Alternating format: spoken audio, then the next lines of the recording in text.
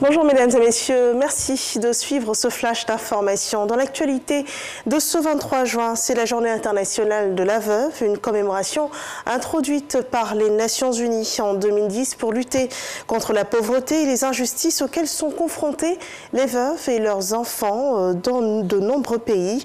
Nous vous proposerons dans le journal de 13h tout à l'heure donc une incursion dans le quotidien de certaines veuves en Côte d'Ivoire, un reportage qui présente sous plusieurs angles la situation de ces femmes dans notre pays.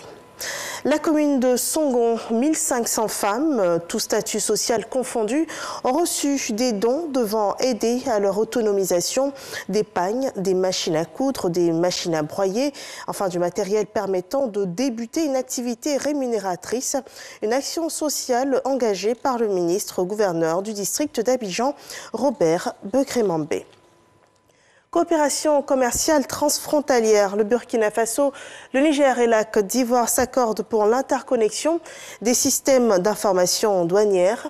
Plusieurs actes juridiques ont été signés dans ce cadre à l'occasion du lancement officiel du système interconnecté de gestion des marchandises en transit, SIGMAT, par rail et à son extension sur l'axe routier Côte d'Ivoire, Burkina Faso, Niger. Nous en parlons avec Cheikh Koné. C'est désormais chose faite.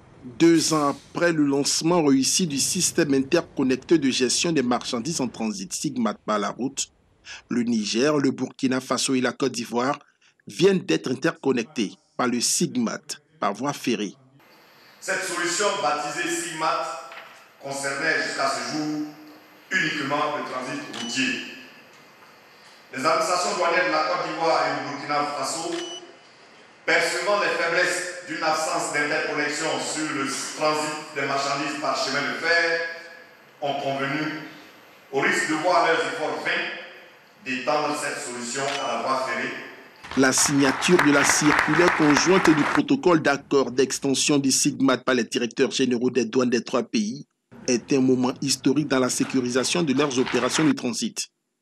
Le SIGMAT étendu au transport des marchandises par voie ferrée va ainsi permettre une traçabilité et un suivi dématérialisé de l'ensemble des procédures de transit entre les 3 pays impliqués. On avait déjà une interconnexion entre les systèmes douaniers de nos pays, la Côte d'Ivoire, le Burkina.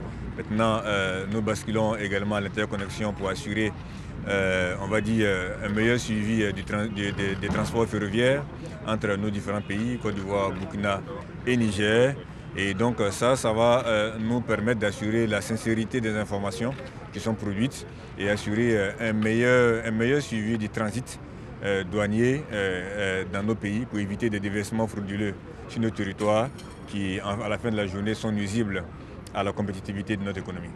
Et à terme, l'idéal serait que l'ensemble de nos pays soient interconnectés, donc pour nous permettre de mobiliser suffisamment de ressources au niveau de la fiscalité des ports pour financer nos économies. L'interconnexion des systèmes informatiques douaniers constitue une avancée majeure dans la gestion du transit. Cependant, elle ne saurait résoudre tous les problèmes, ont expliqué les responsables des services douaniers. C'est pourquoi ils réclament un renforcement de la gestion de la garantie et le renforcement de la surveillance par le recours aux nouvelles technologies, y compris en matière de géolocalisation. L'actualité hors de nos frontières en Mauritanie, l'ex-président Mohamed Ould Abdelaziz a été arrêté hier soir et placé en détention par un juge du pôle de lutte anti-corruption du parquet de Nouakchott-Ouest. Mohamed Ould Abdelaziz, qui a dirigé la Mauritanie entre 2008 et 2019, a été inculpé le 12 mars dernier pour corruption, détournement de biens publics et blanchiment d'argent. Des faits qu'il a toujours niés et ses avocats dénoncent aujourd'hui une décision arbitraire. L'ancien président serait victime de règlements de comptes politiques selon eux. Un projet de rapport des experts de climat de l'ONU alerte sur les effets du dérèglement climatique dans 30 ans.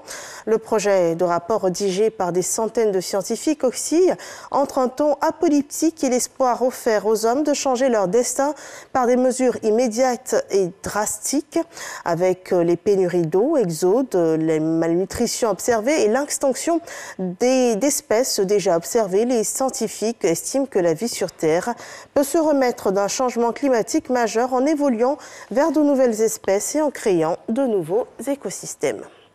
Au Pérou, un fort séisme de magnitude 6 a frappé Lima, la capitale, et d'autres secteurs de la côte centrale du Pérou, a annoncé le centre sismologique national. L'épicentre est situé à une centaine de kilomètres de la capitale péruvienne.